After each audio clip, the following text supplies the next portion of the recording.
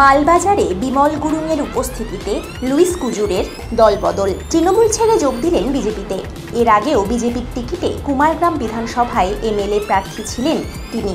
তারপর তৃণমূলে যোগ দান করে তৃণমূলের টিকিটে কুমারগ্রাম থেকে এমএলএ প্রার্থী হয়ে ভোটে লড়েন, কিন্তু বিধায়ক হয়ে বিধানসভায় যাওয়ার স্বপ্ন পূরণ হয়নি তার। বুধবার রাজ্য বিধানসভার বিরোধী দলনেতা শুভেন্দু অধিকারী, মনোজ ওরাও, দীপক বর্মন সহ এক ঝাঁক বিজেপি নেতার হাত থেকে বিজেপির পতাকা হাতে তুলে নেন লুইসের পাশাপাশি জলপাইগুড়ি জেলা পরিষদের প্রাক্তন সহ সভাধিপতি অমরনাথ ঝা, মানিক ঘোষ এবং কংগ্রেস নেতা শুভঙ্কর ঘোষ এদিন বিজেপিতে যোগদান করেন।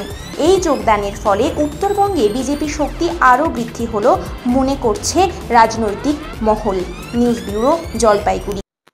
একটা ওয়েব বেঙ্গলে মোদিজি যা কাজ করতেছেন, আজকে আমি একটা জিনিস বলতে চাই যে তৃণমূল কংগ্রেসের মুখে আপনারা শুনতেছেন শুধু লক্ষ্মী ভাণ্ডার, লক্ষ্মী ভাণ্ডার, লক্ষ্মী ভাণ্ডার।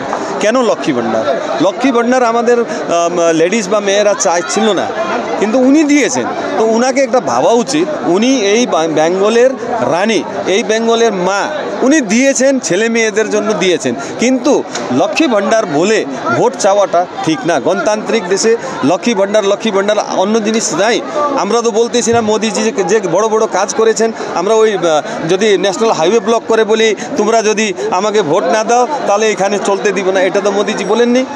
আর শুধু রাজনৈতিক কথা না, মানুষকে অ্যাক্টিভ করার কথা না, শুধু গুটবাজি নিয়ে তৃণমূল কংগ্রেস শেষ হয়ে যাবে।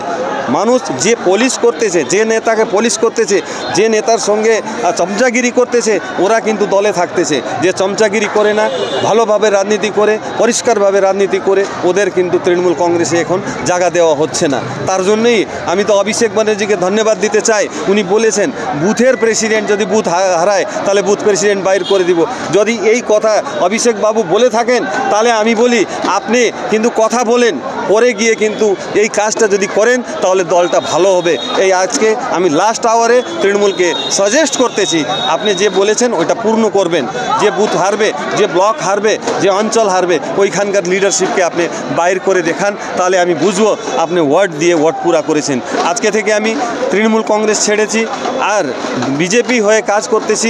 বিজেপির সঙ্গে ওনারা যায় যে ইনস্ট্রাকশান দিবে ওই ইনস্ট্রাকশানেই আমরা কাজ করে যাব।